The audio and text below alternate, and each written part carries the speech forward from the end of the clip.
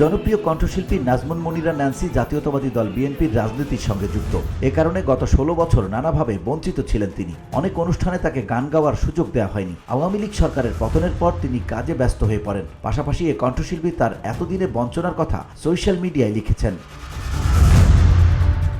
শুক্রবার বিকেল 3টার দিকে ন্যান্সি একটি স্ট্যাটাস দিয়েছেন। এতে তিনি বিগত সরকারের আমলে তার উপর অন্যায় আচরণের কথা তুলে ধরেছেন। এই গায়িকা তার স্ট্যাটাসে লেখেন, 2011 সালে প্রজাপতি সিনেমায় দুদিকেই বসবাস গানটির জন্য আমি সেরা নারী কণ্ঠশিল্পী হিসেবে মনোনীত হই। এর পুরস্কার প্রদান করা হয় 2013 সালের মার্চ মাসে। আমার বড় কন্যার অসুস্থতার কারণে আমি পুরস্কার প্রদান অনুষ্ঠানে উপস্থিত হতে পারিনি। পরবর্তীতে তথ্য মন্ত্রণালয় থেকে আমার পুরস্কারটি গ্রহণ করি। 2013 সালের শেষে আসন্ন জাতীয় নির্বাচন নিয়ে আমি ফেসবুকে ছোট্ট একটি লেখা লিখি, যার সারমর্ম ছিল, শুধুমাত্র শেখ মুজিবুর রহমানের জন্য যারা আওয়ামী লীগ সমর্থন করেন তাদের সময় এখন ফিরে আসার। সে সময় বিগত জালিম সরকারের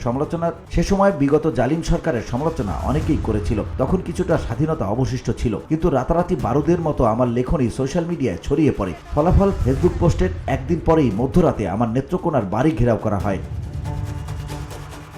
ন্যান্সির মা বিএনপির সাংস্কৃতিক সংগঠন জাসাসের সভাপতি ছিলেন উল্লেখ করে ন্যান্সি লেখেন, আমার মা আমৃত্য নেত্রকোনা জেলা জাসাসের সহসভাপতি ছিলেন। 2012 সালে তিনি মৃত্যুবরণ করেন। অথচ পুলিশ ফোর্স জানালো তাদের কাছে গোপন সূত্রে খবর আছে আমার বাসা নাকি জামাত শিবির জঙ্গির আস্তানা, তারা বাড়ি তল্লাশি করবে। আমি অসম্মতি জানালে এসএসসি পরীক্ষার্থী আমার ছোট ভাইকে তারা তুলে নিয়ে যেতে চাইল।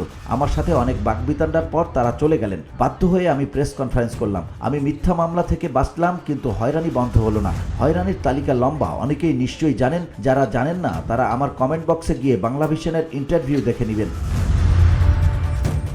আওয়ামী লীগ সরকারের আমলে ন্যান্সির জীবন কিভাবে দুর্বিষহ হয়ে ওঠে তার বর্ণনা দেন। এ প্রসঙ্গে এই গায়িকা লেখেন, 2014 সালে অবৈধভাবে আওয়ামী লীগ ক্ষমতা আসার পর বিএনপি সমর্থক আমার জীবন দুর্বিষহ হয়ে গেল। ততদিনে চেনা মুখগুলো অচেনা হতে শুরু করলো। আওয়ামী সমর্থকদের তখন জোর দাবি, শেখ হাসিনাকে নিয়ে কটু কথা বলা, এই আমাকে কেন জাতীয় পুরস্কার দেওয়া হলো, অথচ আমি একটি রাজনৈতিক দলের সমালোচনা করেছিলাম মাত্র। ওদের ভাব এমন যেন জাতীয় পুরস্কার প্রাপ্তি আমার অর্জন নয়, কিংবা বাংলাদেশ সরকার এই সম্মাননা দেয়নি। স্বয়ং শেখ হাসিনা বুঝি ভিক্ষা দিয়েছেন।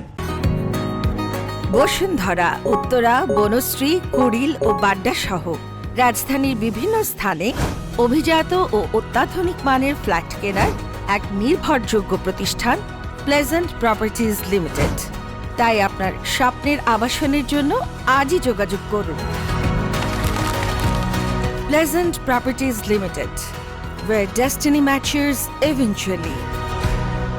কঠিন সময়ে যারা ন্যান্সির পাশে এসে দাঁড়ান তাদের কথা তুলে ধরে ন্যান্সি লেখেন, ন্যান্সি উইথ স্টার্স সিনেমাতে দারুণ একটা প্রজেক্ট হলো। আমার দুঃসময়ে সর্বাধিক কাজ করেছি সিডি চয়েসের ব্যানারে। অন্যদিকে এগিয়ে এলো সাউন্ডটেক। আহমেদ রিজভির সার্বিক পরিচালনায় সাউন্ডটেকের ব্যানারে এলো একক অ্যালবাম ভালোবাসো বলেই, আমার জীবনের সেরা কাজের একটি নিঃসন্দেহে। এছাড়া গাংচিল মিউজিক, বাংলা ঢোল, রঙন মিউজিক, সিএমভি এর সাথেও অল্প বিস্তর কাজ হয়েছে। করোনা পরবর্তী সময় গান গাইলাম প্রোটিউন আর অনুপমের ব্যানারে। আবার নাম করা একটি ব্যানার, নাম বলতেও রুচিতে বাঁধে, গান গাইয়ে নামমাত্র সম্মানীয় দিয়েছে। আমার অনেক গুণমুগ্ধ নবীনরাও আমাকে ভালো সম্মানী দিয়ে আমার সাথে গান গেয়েছেন এবং এখনো গাইছেন। হাবিব ওয়াহিদের সাথে গান আগের মতো না হলেও অল্প কিছু হচ্ছিল, তবে তার কোনোটাই সিনেমার জন্য নয়। টেলিভিশনের গান গাওয়া প্রসঙ্গে ন্যান্সি বলেন, টিভি চ্যানেলগুলোতে কদাচিৎ ডাক পেতাম। সেটাও সম্ভব হতো যেসব প্রোগ্রাম প্রডিউসার আমার গান ভালোবাসতেন তাদের বদৌলতে। তবে একটি টিভি চ্যানেল পুরোটুকু সময় আমার উপস্থিতি পর্দায় চলমান রেখেছে। চ্যানেলটির নাম বাংলাভিশন। এমনকি আমার আপন 2 ভাই বাংলাভিশনে কর্মরত।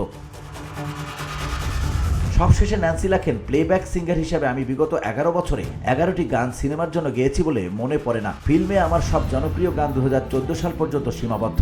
সে কারণেই আমার আর কখনোই জাতীয় চলচ্চিত্র পুরস্কার পাওয়া হয়নি। আমি জোর কণ্ঠে বলতে পারি, হাসিনা বাহিনীর রোশানলে পড়া ব্ল্যাক লিস্টেড আমি টিকেছিলাম এবং টিকে আছি আমার মনোবল ও ভক্ত শ্রোতাদের ভালোবাসায়। VOD Bangla news desk.